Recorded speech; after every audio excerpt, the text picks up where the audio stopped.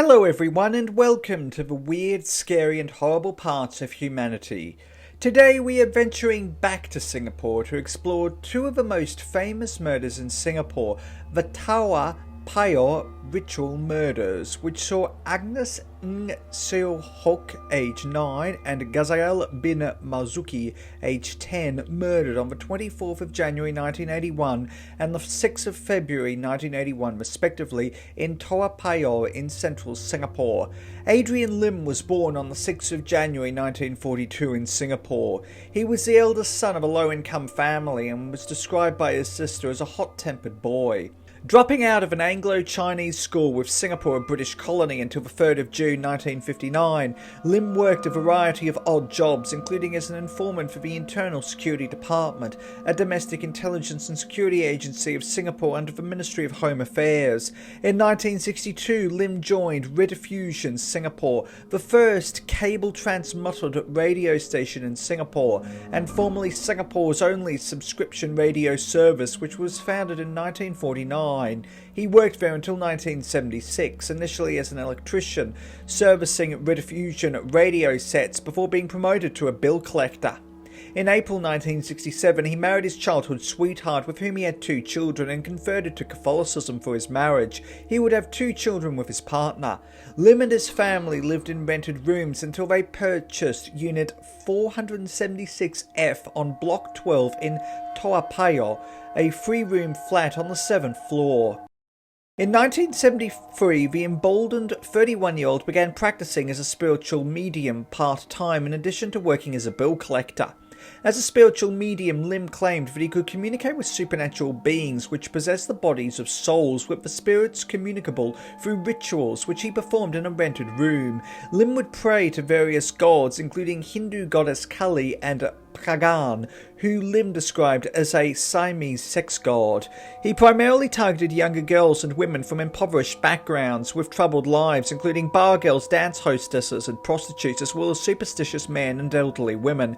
However, Lim was little more than a con man. He would deceive his clients with several confidence tricks, including the needles and egg trick, whereby after blackening needles with soot from a burning candle, he inserted it into a raw egg and sealed the hole with powder and passed the egg several times over his client while chanting, and asked his client to crack open the egg, and was able to convince the client that the sight of black needles meant that the evil spirits were harassing them. Gradually, however, Lim's tactics became far more sinister. He would use the pretext of a massage to sexually assault his female clients, would have women stripped together with him before raping them. He also used electroshock therapy while his clients' feet were in a hot tub of water, and assured his clients that he would cure headaches and drive away evil spirits. Lim would also isolate his female clients and family members.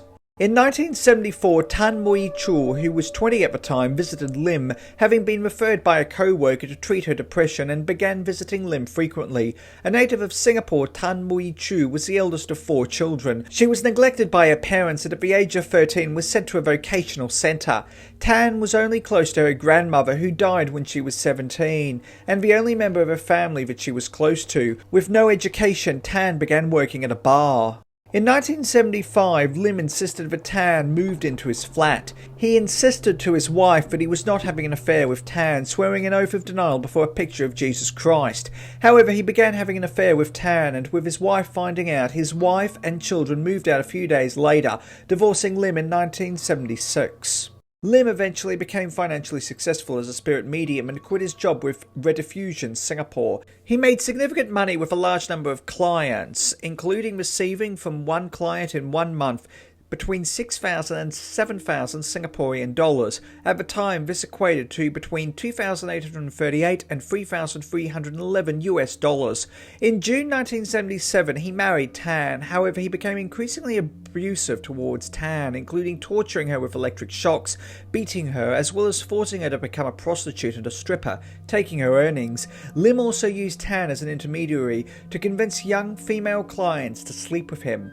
Gradually, Lim began abusing Tan's family, including forcing her younger sister to have sex with him and forcing her into prostitution along with Tan. He also demanded that she had sex with her 16-year-old brother to preserve her youth, with both forced into an incestuous relationship which lasted for over a year. He also forced her to have sex with another teenager. However, Tan was not Lim's only wife. He had 40 spiritual brides. Another wife was Hoe Ka Hong. Hoe was born in Singapore on the 10th of September 1955 and was one of 3 children. At the age of 8 in 1963, her father died and she was sent away from her family to Penang, Malaysia to live with her aunt. At 15, she returned to her native Singapore to live with her family and worked as a seamstress, factory hand and as a production operator for Hewlett-Packard.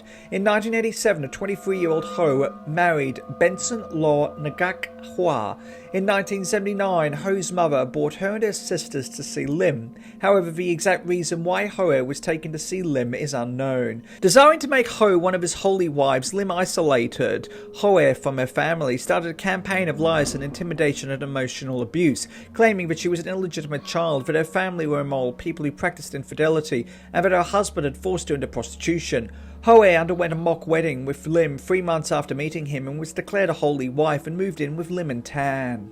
Lo sought out his wife at Lim's apartment and stayed to observe her treatment and was persuaded to participate in electroshock therapies. Both were abused by Lim and subjected to electroshock therapies. In the early morning hours of the 7th of January 1980, Lo's arms were locked together with Hoe and their feet were in separate tubs of water.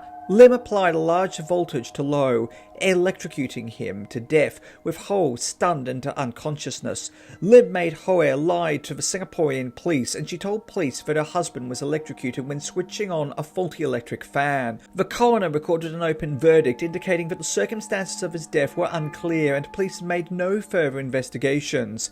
After his arrest in 1981, Lim told Singaporean police that the electrocution of Lo was deliberate, as he wanted to keep Hoe for himself, but blamed Hoe for the death, claiming that an evil spirit in her had jumped out and killed Lo.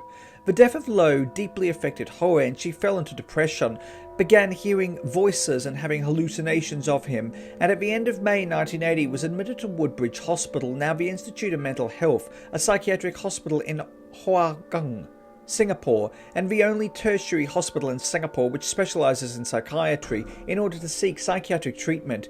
Diagnosed with schizophrenia, by the first week of July 1980, Hoe was discharged and moved back in with Lim, who would torture her with electric shocks. Moreover, Lim pressured 18-year-old client Malaysian student Christina Chong to become a prostitute, taking about 120,000 Singaporean dollars from her over 2 years between 1979 and 1981. However, by 1980, Lim's abuse would catch up to him and he was charged with rape. Lucy Lau Kok Huang was a door-to-door cosmetics salesgirl who met Lim while promoting beauty products to Tan. On the 19th of October 1980, Lim told Lau that a ghost was haunting her, but he could perform an exorcism vis-a-vis having sex with her. Lau didn't believe it, and Lim mixed 2 capsules of Dalmortem, a sedative, into a glass of milk and offered it to her, claiming that it had holy properties. Lau became groggy and Lim raped her, continuing to abuse her for the next few weeks by using drugs and various threats.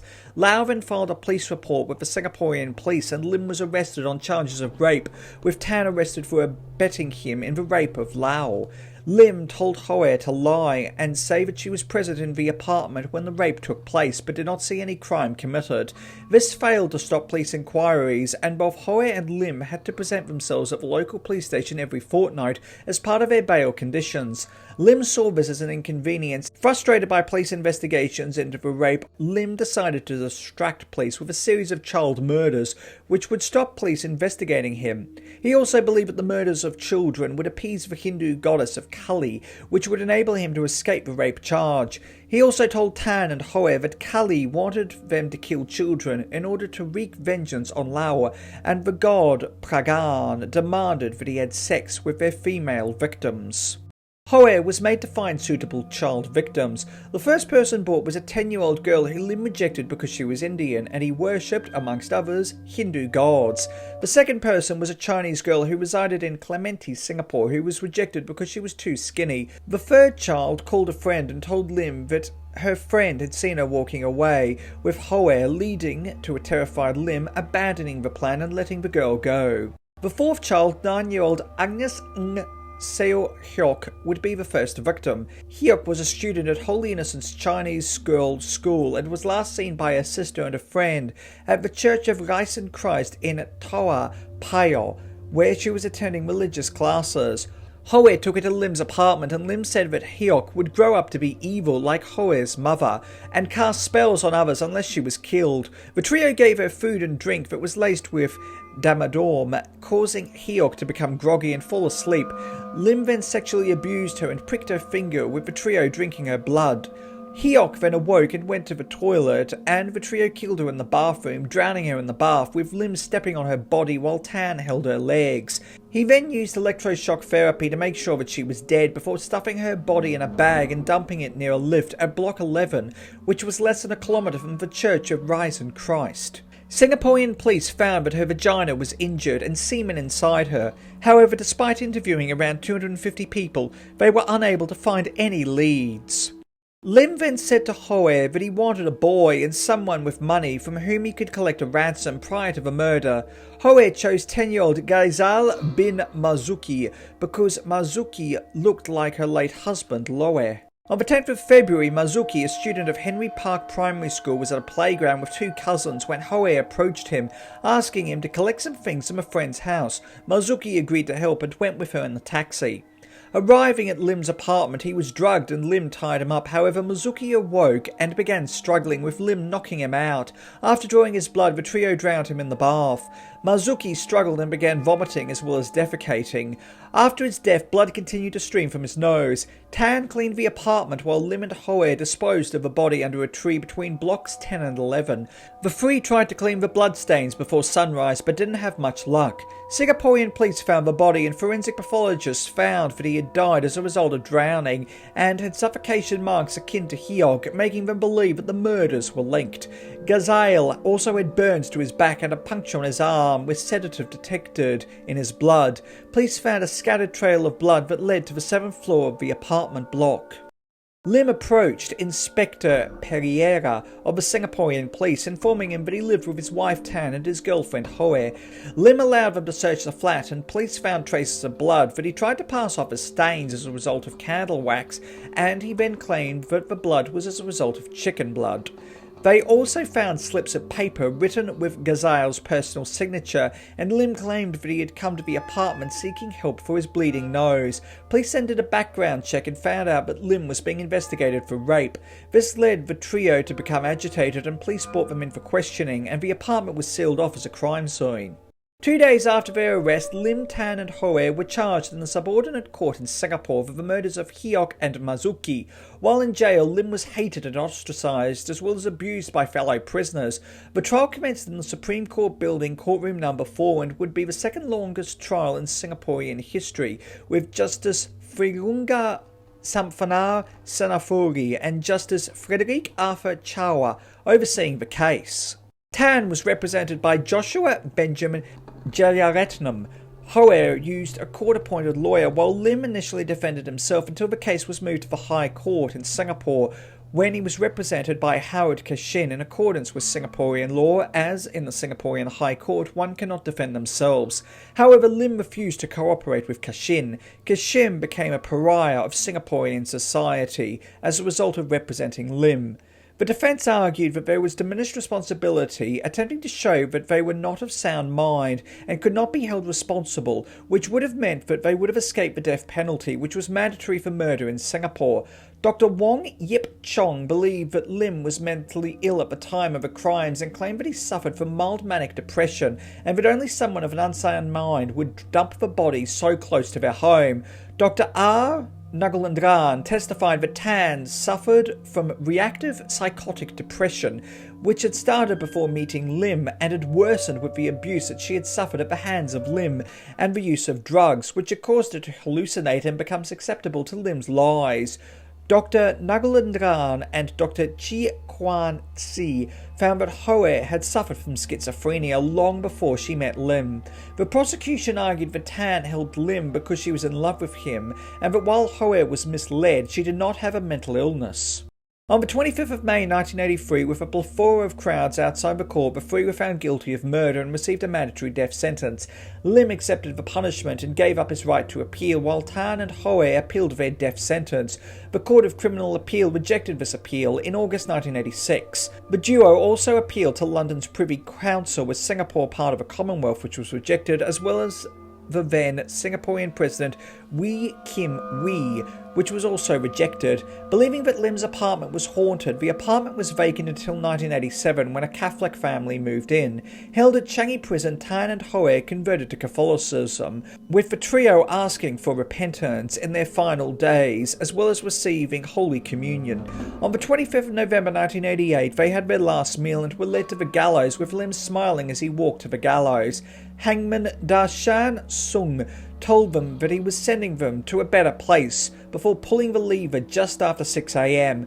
The trio were pronounced dead, and following a short Catholic funeral by Australian priest Father Brian Doro, they were cremated.